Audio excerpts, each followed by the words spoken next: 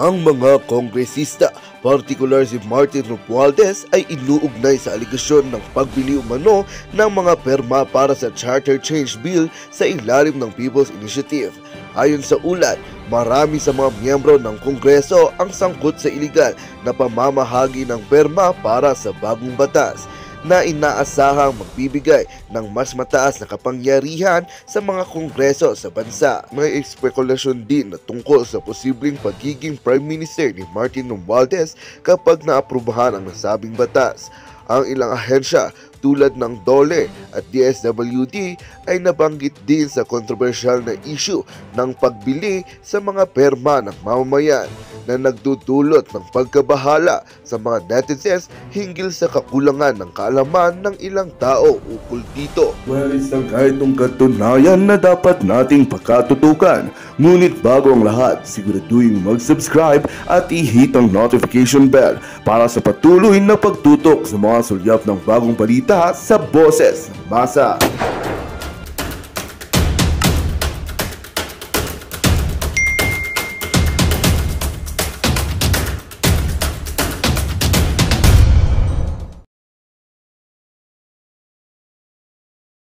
Bakit desperado ang gusto magbago ng saligang batas?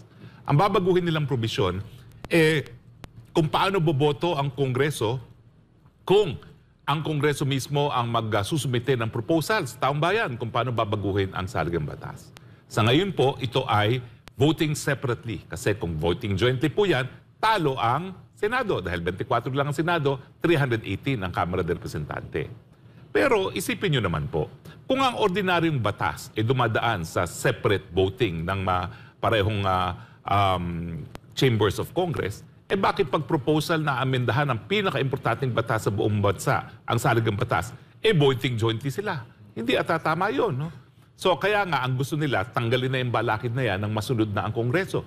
At siyempre, kapag masunod ang Kongreso, bubuwagin nila ang Senado, bubuwagin nila ang presidency, papalitan na ng Prime Minister ng ang isang mambabatas na galing sa mababang kapulungan na hindi manalo para presidente ay po pwedeng maging Prime Minister. Gahama naman po yan sa kapangyarihan. Hinay-hinay, ika nga ni Jun Lozada, moderate your greed for power naman. Dahil sa inyong ginagawa na linalapastangan nyo at sinasalawlan nyo ating saligang batas, ay naku po, mararamdaman ninyo ang hagupit ng taong bayan. At ngayon pa lang po, sana naman hindi kayo manhid. Nararamdaman nyo na ang galit ng taong bayan dahil ginagawa nyo mga bobo ang mga Pilipino.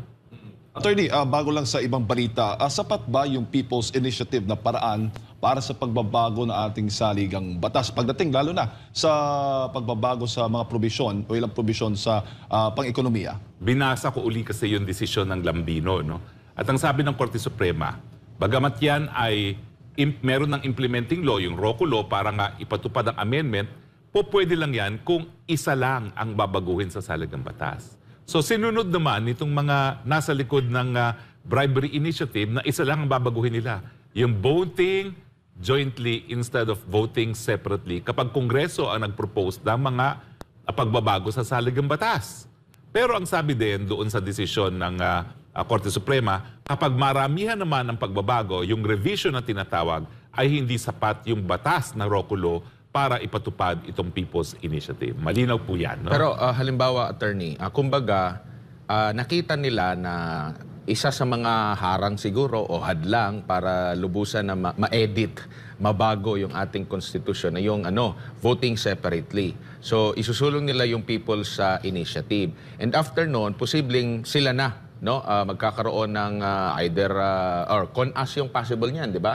Na gagawin nila. Hindi ba yun, kumbaga, maaring idugtong? Kasi sila din yung nag-initiate. At maaring masabi na maramihan yung purpose ng Well, ang sabi ng Korte Suprema, kung maraming babaguhin, hindi sapat yung batas na implementing. Kaya nga po, hindi natuloy yung unang pirma kasi marami silang nais baguhin sa saligang batas. Pagdating naman po dito sa voting separately, voting jointly, yung katotohanan na yan ang gusto baguhin ng mga proponent nitong bribery change, nagpapatunay talaga na naniniwala sila na talagang dapat sa ngayon, kung magkakaroon ng CONAS, talagang dapat voting separately ang Senado at ang Kamara de Representante. Dahil bakit mo pa babaguhin yun kung ikay naniniwala na talagang voting jointly naman ang ang nakasaad sa ating saligang batas. Pero ang importante po, taong bayan pa rin po ang dapat magdesisyon dyan at taong bayan, ngayon pa lang, linoloko na kayo ng mga taong nasa likod na yan. Oo nga pala ha, yung advertisement, nang sabi nila, pirma, yung mga personalidad sa likod ng pirma daw, ang responsable rito, pinabulaanan po yan ng namumuno po ng pirma, no? Si, yung dating Cagayan Economic Zone, Raul Lambino. Kinausap ko siya kahapon at sabi ko nga, tatawagan natin siya para ma-interview. So kung po pwede, tawagan natin ngayon si Raul Lambino, si Sec Raul Lambino, para mapasinungalingan niya na sila daw ang nasa likod ng advertisement. Kasi sabay na sabay Sabay na sabay na nabulgar itong bilihan ng pirma at saka yung pagluloko sa taong bayan na yung pinipirmahan ay para sa ayuda, lumabas naman ang paid ad. Alam niyo, ang mahal yung paid ad na yan. Dahil ako nagbayad niyan, no? Milyon-milyones talaga yan kada 30 seconder, lalo na kapag prime time ang gagamitan mo na programa, no? So hindi po barya ang ginagastos nila rito. Yung tinutukoy mo, attorney, yung EDSA Puera Charter Change EDSA Puera Charter Change. At saka ano ba naman yan? Bakit yung isusulat muli ang kasaysayan? Kabahagi na po talaga ng EDSA ang pangyayari yan ng kasaysayan ng Pilipinas. Meron tayong mga leksyon na natutunan na dyan. At isa sa inaasahan natin, ang pagbabalik nga ng pamilyang Marcos sa kapangyarihan ay para po mabigyan ng mas magandang pangalan ang kanilang pamilya na sa ngayon po ay inaantabayanan ng lahat kung anong gagawin ni PBBM para nga po maibalik ang luster ng pangalang na Marcos na ninanais ng kanyang kapatid na si Senadora Amy Marcos. So, abangan po natin ang mga hakbang na gagawin ni Presidente kung paano niya gagawin yan. Pero sa ngayon po sasabihin ko lang naman po, ang isang talagang pangako na nakapako sa hangin ngayon ay ang 20 pesos kada kilo na bigas. Ang tanong, anong proseso ang pagdadaanan para ma-amendahan ng saligang batas? Nakasaad naman yan sa saligang batas. Pwedeng CONAS, pwedeng CONCON, pwedeng People's Initiative. Pero objection natin dyan is unang-una, para mabago yung CONAS na tinatawag, bakit idadaan sa bribery initiative nga? So parang ang iitim naman ng budhi ng mga nasa likod itong bribery initiative neto, na bibili nila ang pirma at lilinlangin ng taong bayan para lang masunod ang kagustuhan ng Kamara de Representante kung ano mga probisyon na dapat mabago. Bakit hindi natin idaan sa tamang proseso? Dahil dinadaan nyo nga sa pamamagitan ng pamimili ng pirma at dahil sa panililang ng taong bayan, iniisip tuloy ng marami, kung pirmado yan, sigurado sila maitim ang plano ng mga nasa likod ng pirmang yan. Magpapasasa sa kapangyarihan dahil sila po ay gahaman sa kapangyarihan, magpipilit na maging pinakamataas na namumuno sa ating bayan dahil hindi makakuha ng mandato diretso galing sa taong bayan. Paalala mo naman, attorney, doon sa mga kababayan nating, alam mo na, 100 piso lamang yung binibigay, pumipirma. Napaka-cheap naman ang ganoon. Nagsalita na rin po ang ilang mga religious leaders na nagsasabi, huwag niyo pong ibenta inyong mga kaluluwa. Alam niyo po, ang saligang batas, hindi lang po yan ordinaryong batas. Yan po ang kaluluwa ng ating bansa. Huwag niyo pong ibenta ang kaluluwa ng ating bansa para sa 100 pesos lamang. Ngayon, dapat sabihin ng mga abogado, sino yung pirmang yan na tumatayo na nagbayad? Magkano binayad nila at saan nila kinukuha ang pera? At siyempre yung mga nagpapamudmud ng tagwa 100 pesos, sabihin din nila, baka mamaya pera ng taong bayan. Ayan, wala na kayong prangkisang mapaparibok, wala nang prangkisa ang SMNI ngayon. Pakialam ko ngayon sa'yo, nagtatanong din ako, pera ba ng taong bayan niya pinamumudmud nyo? Masama ba magtanong yan? Ang Senado nga, imbestigahan di ba? Sasalawlain yung ating saligang batas. Tapos, you are not man enough to face up to it. Yan nga po sabi ni Raul Lambino, magpakilala kayo! Bakit kayo nagtatago sa dilim? Anong tinatago ninyo? Kung talagang wala kayong mga masamang mga layunin, magpakilala kayo, lumantad kayo, magdebate kayo. Magpo-propose kayo ng amendment sa saligang batas. Wala namang kasiguraduhan kung anong gusto nyong baguhin other than bigyan ng napakalakas na kapangyarihan ang Kamara de Representante at burahin ang impluwensya ng Senado. Tama ba yun? Hindi nga namin alam kung anong gagawin niyo dyan sa charter change na yan. Naku po, wag po ganyan. Yan po ang dahilan kung bakit kahit magkano pang ibigay yung sa butante, mabubwisit at magagalit sa inyo ang mga botante. At yan po, nagtatanong na naman ako. Hindi po bawal magtanong. Pera ba ng taong bayan yung pinagmumudmud ninyo? Buti sana kung galing yan sa sarili nyo ng mga nadenggoy. Ipakita ang balls, attorney. Huwag mong tago. Pakita kayo, pakalalaki kayo, magpakatutong tao kayo. Attorney, Huwag si ganyan. dating Senate President Tito Soto, meron din siyang komento ukol dyan sa EDSA Puera TV ads na yan. Ang sabi pa nga niya, yung advertisement na yon, and I quote, as untruthful and inaccurate. Dadagdagan ko pa yan. Hindi lang untruthful at inaccurate, napakapangit pa. Siguro, kung mayroong pinakapangit na advertisement sa buong kasaysayan ng Pilipinas, yan na po yun. Tinipid. Ito pa, attorney, the problem is not the Constitution, but some of the people executing it. Sabi yan ni Tito SP. Well, yun nga po, sa akin naman, lahat naman po yan may proseso. Wala pong perpekto. Ang sa akin lang, wag natin babuyin ang proseso. Sumunod tayo sa proseso. Patas po dapat ang laban. Huwag naman gagamitin ang salapi na naman para makamit ang kanyang gusto na maluklok sa pangyarihan na walang mandato galing sa buong sambayan ng Pilipino. Attorney, kung kukumpara mo sa ibang bansa, gaano ba kahirap o kadali yung pagbabago ng kanilang saligang batas? Dapat madali dahil nga sa People's Initiative. Kung gusto talaga ng taong bayan niya, madali yan. Kaso nga, hindi naman nakikita ng taong bayan kung paano makakatulong sa pagbaba ng presyo ng bigas at ng presyo ng mga langis at ng gasolina ang pagbabago ng salaging batas. Di naman nila yan makakain sa hapagkainan. So bakit nila gagawin yan? Hindi nila nakikita kung paano ang pag-amenda ng Constitution maging dahilan para maging mas murang ngayon ang bigas. No? Ngayon ata ay nasa 52 pesos na ngayon ang well-milled, no? At mas mataas ang talagang yung mas mataas na angkop ng bigas, no?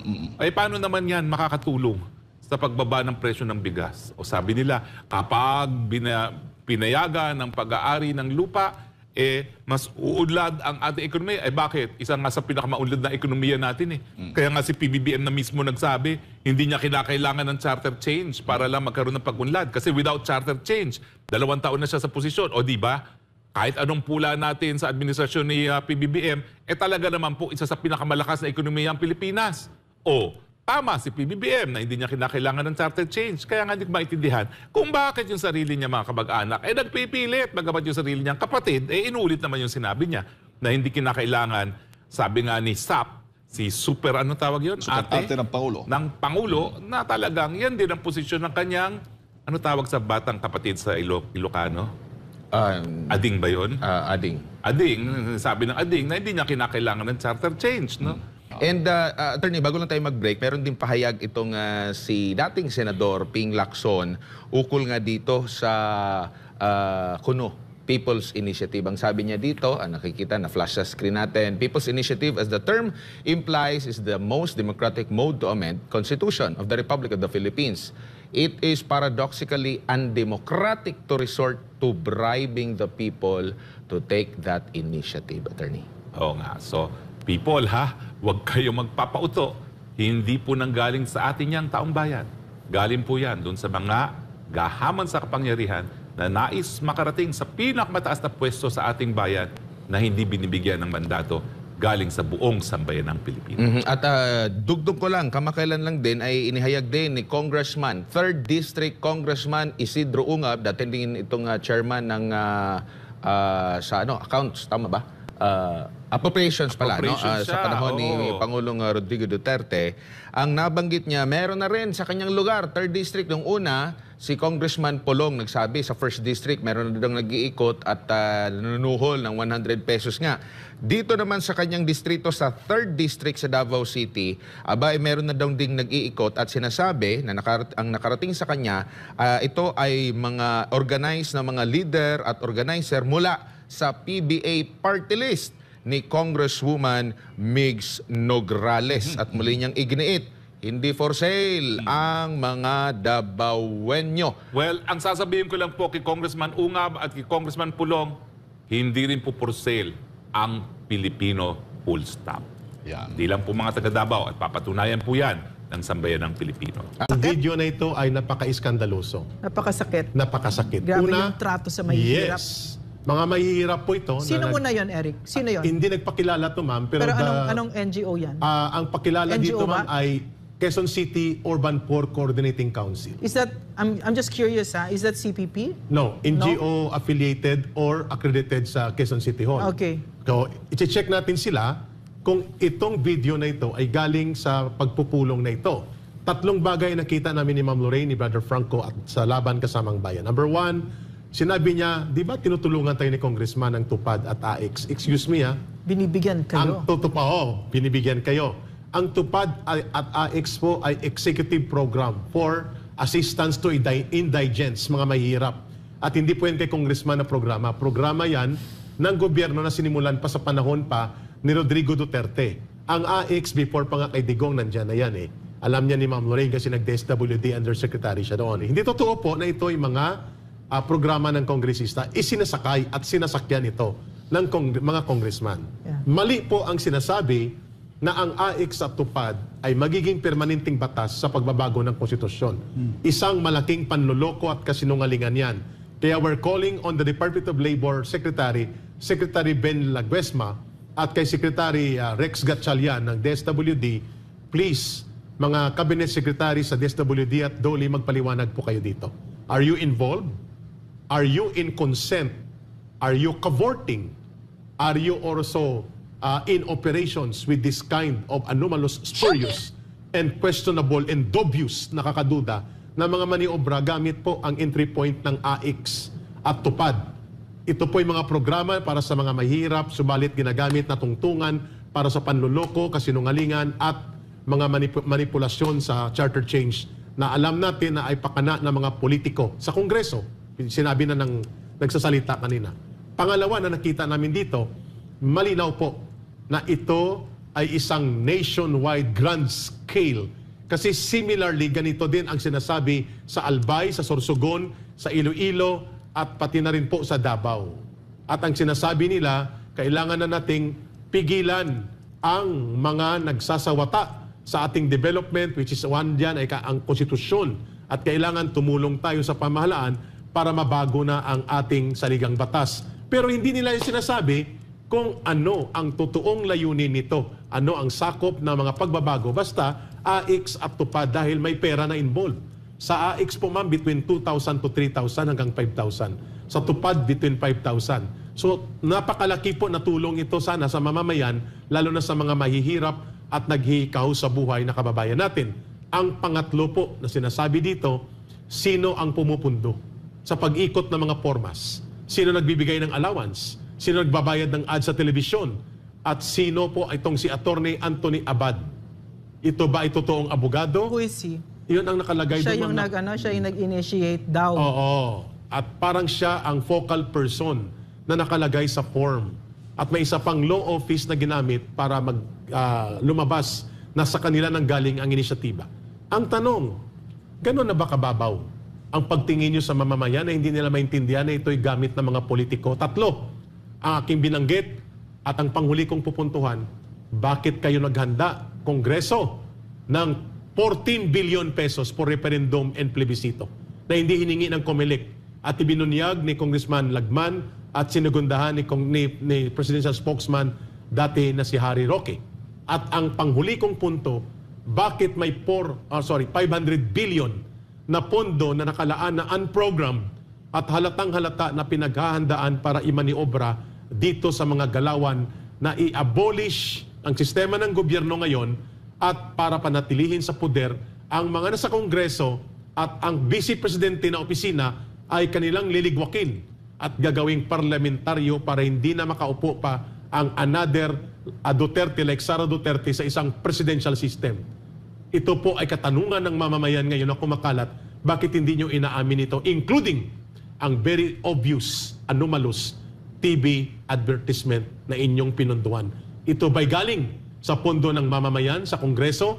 Saan ito galing? Ma'am Lorraine, your take on this. Ang kasaysayan ng Pilipinas ay isang kasaysayan ng trahedya sa kung paano ang trato ng mga traditional politicians or trapo sa ating mga kababayan, lalong-lalo na doon sa pinakawalang-wala sa buhay. Tama. Nakita ninyo kung paano ginawa. Tumayo doon at sinabi si congressman na binibigyan kayo ng pera, tupad. Oo. Ang congressman binibigyan kayo ng AIC, kaya sign kayo dito.